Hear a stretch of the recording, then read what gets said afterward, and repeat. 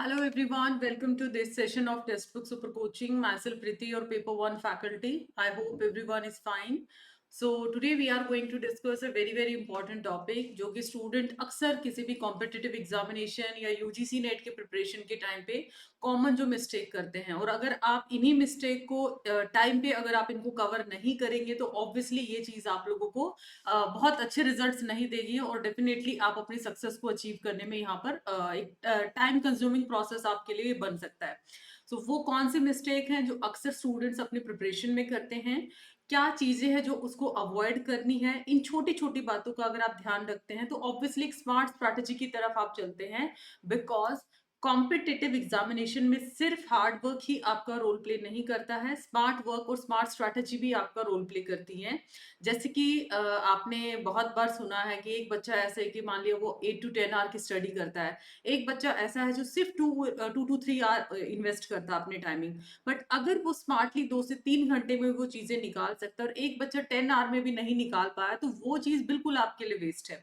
तो वहां पर एक इंटेलिजेंट और एक अच्छा स्टूडेंट हम किसको कंसिडर करेंगे, जो 2 3 आवर में बहुत ज्यादा आउटपुट निकाल के लेके जाता है।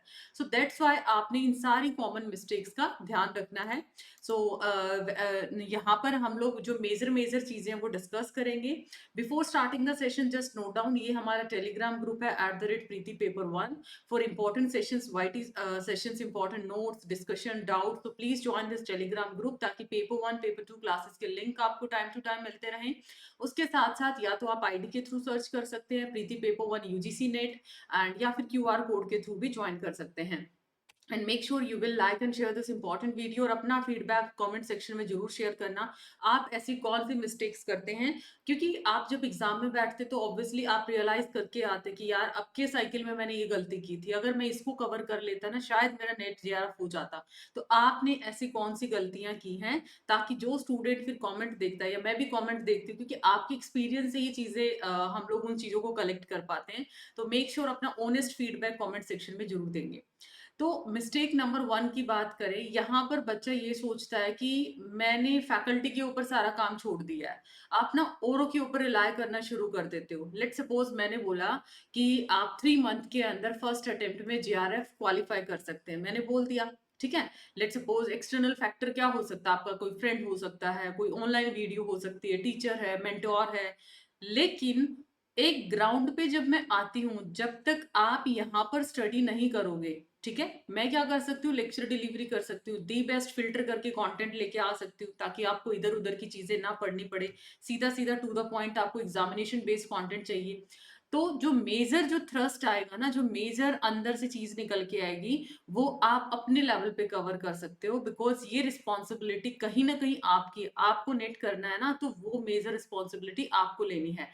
जो सामने वाला है वो सिर्फ आपकी फैकल्टी है, टीचर है, वो रिस्पॉन्सिबल है आपको दी बेस्ट कंटेंट देने के लिए, राइट। तो एक्सटर्नल फैक्टर पे इन्फ्लुएंस होना है, वो लिमिट तक आपको होना है, उसको आपने ऑनेस्टली फॉलो करना है। अगर आप किसी को बिलीव करते हो ना, लेट सपोज पेपर 1 के लिए आप हम पे बिलीव करते हो, तो आपको बिलीव करना है, उस कंटेंट को रिवीजन में मेंटेन रखना है, बहुत अच्छे तरीके से कॉन्सेप्ट, टॉपिक सब कुछ अच्छे से करना है।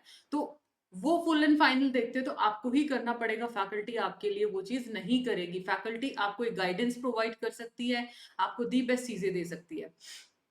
पास क्रेडेंशियल्स, अब पीपल क्या करते हैं, अननेसेसरी की चीजें यहाँ पर सोचते जाते हैं। जैसे कि मान लिया मैं यहाँ पर थी, जब मैं मास्टर्स में थी तो मैं तो टॉपर थी, ठीक है, या फिर मैं तो गोल्ड मेडलिस्ट थी, बैचलर तो मैंने इतने परसेंटेज के साथ की। तो जब भी आप कॉम्पिटिटिव एग्जाम में बैठते हो, उस पास्ट को साइड में करो, ये आपका प्रेजेंट है। वहां पर आप एक थ्योरी पेपर के साथ डील करके आते थे, एक अलग अप्रोच के साथ चलते थे।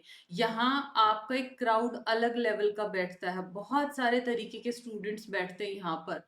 ये आपका एक नेशनल लेवल के टेस्ट के लिए आप अपियर करने वाले हैं। तो ये कि जो माइंड मेकअप आप करके चलते हो ना कि मैं अपनी एमए में बहुत इंटेलिजेंट थी, वहां थे, अभी होने की बात है, प्रेजेंट की बात है। यहाँ पर अलग अलग एट्रीब्यूट्स को चेक किया जाता है। वहां मान लिया आप लोगों ने कंपाइलर डिजाइन स्टडी करना था, मैनेजमेंट का कोई सब्जेक्ट स्टडी करना था, आता था नहीं आता था, थ्योरी बना बना के आप लिखाते थे। इधर आपको एग्जाम को बराबर ट्रीटमेंट नहीं देना, वो अलग चीज थी, ये अलग चीज है। तो ये मिस्टेक आपको नहीं करना है कि आप ओवर कॉन्फिडेंस में जाओ। प्लानिंग बट नॉट एग्जीक्यूटिंग, बहुत बड़े बड़े सपने देखते हैं। लाइक अगर रात को देखे ना तो यार कल तो मैंने एक यूनिट पेपर वन की निकाल देनी है और डीआई तो अब की बार करना ही करना है। शायद बहुत सारे स्टूडेंट ना इस वीडियो के बाद भी अपने आप को मोटिवेट करेंगे कि बस आज तो ये मैंने वीडियो देख लिया, अब मैंने ये मिस्टेक्स रिपीट नहीं करना है और 10 दिन के बाद फिर उसी ट्रैक पे आ जाना है। तो आपके एक्शन ज्यादा अच्छे तरीके से स्पीक करते हैं इंस्टीड ऑफ योर वर्ड्स। तो बजाय कि चीजों को चिल्लाने के आप उस चीज को करके दिखाओ। थिंकिंग और प्लानिंग में अगर आप प्रैक्टिकली आते हैं तो दोनों चीजों में डिफरेंस आता है। सोचना प्लान करना कोई बड़ी बात नहीं है ना, उससे कोई रिजल्ट निकलता आता है। ठीक है, उस प्लान को आपने कैसे वर्क करवाया है वो इंपॉर्टेंट है। तो प्लानिंग और एग्जीक्यूशन में दोनों में डिफरेंस रखो। बड़ी बड़ी बातों को सिर्फ सोचना ही यहाँ पर काफी नहीं है। नेक्स्ट मिस्टेक जो बच्चे करते हैं, इग्नोर करते हैं सेल्फ स्टडी को। मान लिया आपने पेड कोर्स ले लिया, किसी का भी पेड कोर्स ले लिया आपने, ठीक है, कोचिंग क्लास पे आप जाते हो या फिर जो भी आप करते हो। अगर आपने लिया है पेड कोर्स, ठीक है, आप बाय डिफॉल्ट क्या कंसीडर कर लेते हो, जी मैंने पेड ले रखा है तो मैं क्यों मेहनत करूं, मैं क्यों सेल्फ स्टडी करूं। क्या बिना सेल्फ स्टडी बिना रिवीजन के आप कर पाओगे? उसके बाद भी सेल्फ स्टडी तो करना पड़ेगा। पेड आपने लिया है, कोई भी क्लासेस आपने लिया है, वो आपको दी बेस्ट गाइडेंस के लिए है, दी बेस्ट कंटेंट प्रोवाइड के लिए है, फैसिलिटीज प्रोवाइड करेंगे, स्ट्रक्चर्ड चीजें प्रोवाइड करेंगे। ठीक है, आपके डाउट्स लेंगे, क्योंकि अगर कोई एक्सपर्ट पर्सन आपको चीजों पे साथ साथ गाइड करता रहे आपका पाथ आसान बन जाता है। ठीक है, जैसे गूगल मैप से आप रास्ता अगर सर्च करते हो तो आपका पाथ इजी हो जाता है, आप सर्च अपने डेस्टिनेशन पे पहुंच जाते हो। और अगर आप अपने तरीके से जाओगे ऑब्वियसली वो टाइम कंज्यूमिंग है। सो सेल्फ स्टडी बेशक आप कोचिंग लेते हो नहीं लेते हो, ये तो आपको करना ही करना है। ठीक है, एट एनी कॉस्ट आपको करना है और एक्चुअली में यही चीज आपके एग्जामिनेशन में मदद करती है। Correct everyone? ओके, तो अब ऑब्वियसली स्ट्रक्चर कोर्सेज की बात आती है तो एक छोटा सा अनाउंसमेंट है यहाँ पर।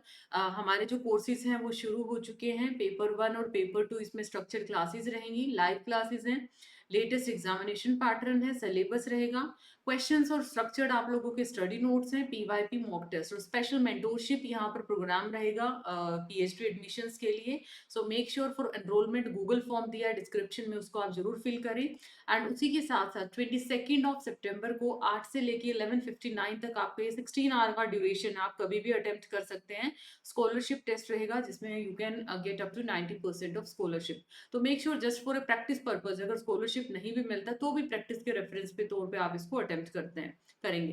बाकी कोई भी डाउट है तो बॉटम बार पे आप कॉन्टेक्ट नंबर दिया आपको, आप उस पर कनेक्ट कर सकते हैं। बहुत सारे एग्जाम के ऊपर फोकस मत करो, एक ही बार में ये मत सोचो एसएससी भी निकालना है, मैंने बैंक भी निकालना है और यूजीसी नेट भी निकालना है। तीनों एग्जाम अलग अलग लेवल के हैं बेटा। ठीक है, ये बैंकिंग के एस्पेक्ट में एसएससी आपका अलग है, यूजीसी नेट आपका अलग है। तो एटलीस्ट एक बार में एक कॉम्पिटिटिव एग्जाम को देखो अगर बेटर रिजल्ट चाहिए। अब एक एग्जाम हो सकता है आप 6 मंथ में क्रैक कर लेते हो और एक ही टाइम पे आपने 3 नाव में पैर रख लिया, तो हो सकता है आप 3 साल के लिए बैठ गए यहाँ पर। सो फॉर बेटर रिजल्ट्स आपको एक एग्जाम पे ही फोकस करना है एट अ टाइम।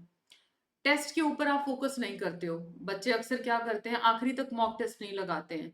अब कॉम्पिटिटिव एग्जाम है तो एक्सट्रीमली इंपॉर्टेंट है कि आप मॉक टेस्ट में अपीयर करें, बिकॉज अगर आपको अपने आप को असेस करना है, इवेलुएट करना है अपने स्ट्रॉन्ग और वीक पॉइंट्स को, तो आप लोगों को खुद के लिए खुद को एग्जाम रेडी बनाना पड़ेगा। बहुत सारे ऐसी चीजें हैं, टाइमिंग कॉन्स्टेंट होता है, टाइम मैनेज करना पड़ता है, जो कि आपकी फाइनल आउटकम को डिसाइड करती हैं। तो फोकस अगर आप नहीं करोगे टेस्ट पे, जो भी बहुत सारे स्टूडेंट आखिरी तक एक भी मॉक टेस्ट नहीं लगाते हैं, इवन उनको 30-40 मिनट में तो स्क्रीन का हैबिट होता है पेपर में और वो आपका गिना चुना टाइम और वो फिर आपका वेस्ट है। उसके साथ साथ बहुत सारे सोर्सेज को इकट्ठा करना, अक्सर कुछ स्टूडेंट्स की आदत होती है कि बहुत सारे रिसोर्स को एक ही टाइम पे इकट्ठा करते जाते हैं, जबकि वो सबसे वर्स्ट केस है कि मैंने यहाँ से भी नोट्स कलेक्ट कर लिया, वहां से भी कर लिया। ये सबसे खराब सिचुएशन बनाते हैं, बिकॉज यहाँ पर अगर आप किसी एक को ऑनेस्टली फॉलो करते हैं और उन्हीं नोट्स को अगर आप मल्टीपल टाइम रिवाइज करेंगे तो वो आपके लिए रिजल्ट होगा। अगर ये सोचते हैं कि आखिरी तक सिर्फ हम कलेक्शन में जाएं तो फिर आपका रिजल्ट भी कलेक्शन जैसा ही आएगा। ओके, तो वो बजाय कि इतनी चीजें इकट्ठा करने के, इट्स बेटर कि आप लोग चीजों के ऊपर फोकस करें। तो ये थी कुछ कॉमन से मिस्टेक जो स्टूडेंट अक्सर एग्जामिनेशन के टाइम पे करते हैं, प्रिपरेशन के टाइम पे करते हैं। सो आई हैव ए सजेशन कि आपको इन मिस्टेक्स को रिपीट नहीं करना है। दिसंबर 24 में इन सारी बातों का आपने ध्यान रखना है, सिलेबस अंडरस्टैंड करना, पीवाईक्यू प्रॉपर लगाना, अननेसेसरी का कलेक्शन पे नहीं जाना, माइंड मैप बनाना, शॉर्ट नोट्स बनाना, ये सारी बातों का आप लोगों ने ध्यान रखना है। सो मिलते हैं नेक्स्ट सेशन में। आपने इस साइकिल में कौन सी मिस्टेक की है तो कमेंट सेक्शन में जरूर बताइएगा, ताकि हम भी उस चीज से एक लर्निंग ले पाए। So bye bye, take care, don't forget to like and share this session, and also subscribe the channel for such kind of latest videos. Bye.